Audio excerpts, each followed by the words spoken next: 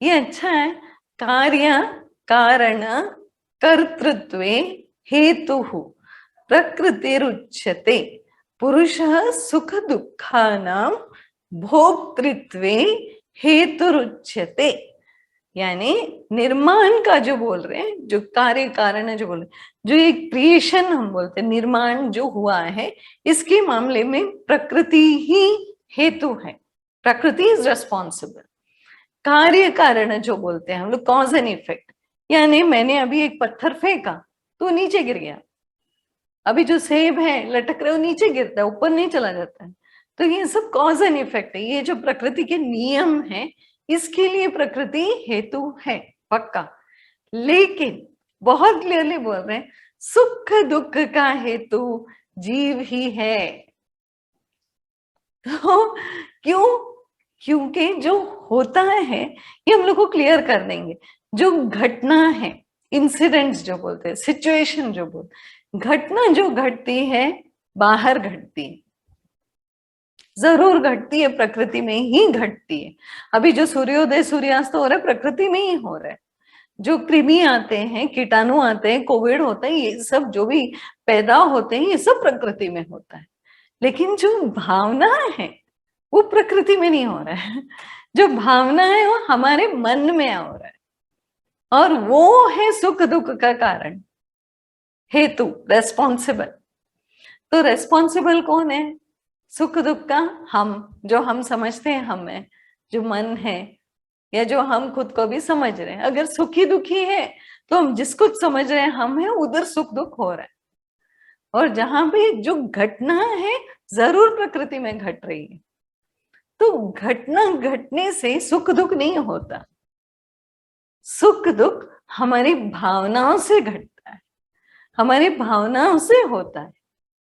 अभी इधर बाजू के घर में कुछ हो गया, कुछ कुछ हो गया, सपोज कुछ घटना हो गई, अभी उन लोग रो रहे हैं, हमको फर्क नहीं पड़ रहा है ना? तो घटना तो वही घटी, लेकिन सबके ऊपर, सबके मन में भावना अलग जागी, तो उसके हिसाब से सुख दुख बदल गया। किसी को सुख हुआ, किसी को दुख हुआ।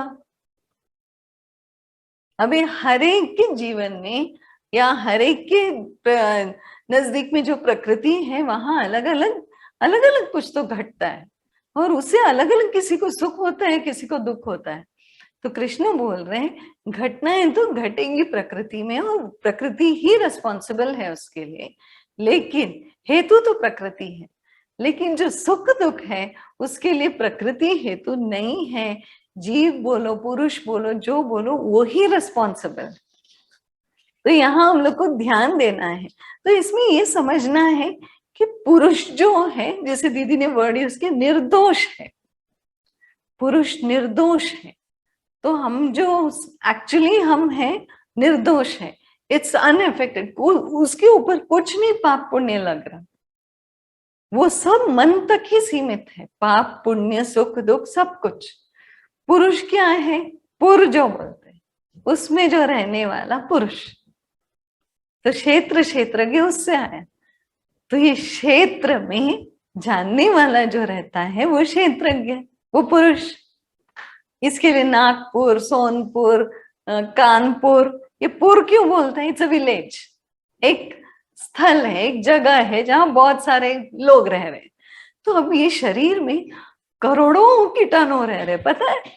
करोड़ों, हम गिन भी नहीं सकते। हमको तो लगता है बस हमारे देश में इतने लोग हैं, बाजू वाले देश में इतने लोग हैं, वर्ल्ड का पॉपुलेशन इतना है, ये कृमि कीटाणु का पॉपुलेशन कोई गिन ही नहीं रहा है, इतने सारे हैं। अब अंदर पता नहीं क्या बातचीत कर रहे हैं उन लोग, सत्संग सुन भी रहे हैं क्या?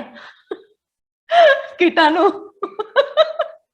तो ऐसे ये पुर है, ये जो शरीर है ये पुर है, और उसमें रहने वाला पुरुष क्षेत्रज्ञ।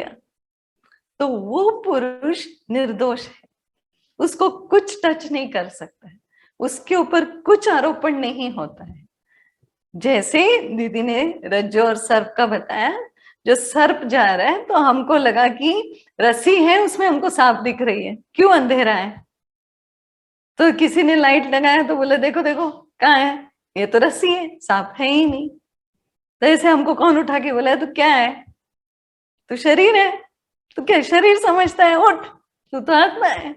ये अनुभव आएगा जब बत्ती जलेगी, जब अज्ञान का तमस जाएगा और ज्ञान का दीपक जगेगा। और ये होगा सत्संग से, ये होगा गुरु संग से, गुरुवाणी से, श्रवण मनन निधिध्यासन से। ठीक है ना? चलो ये हम लोग आगे और लेते हैं अगली बार। ओम नमो भगवते वासुदेवाय। सबने शांति से सुना, प्रेम से सुना, बहुत सारा धन्यवाद।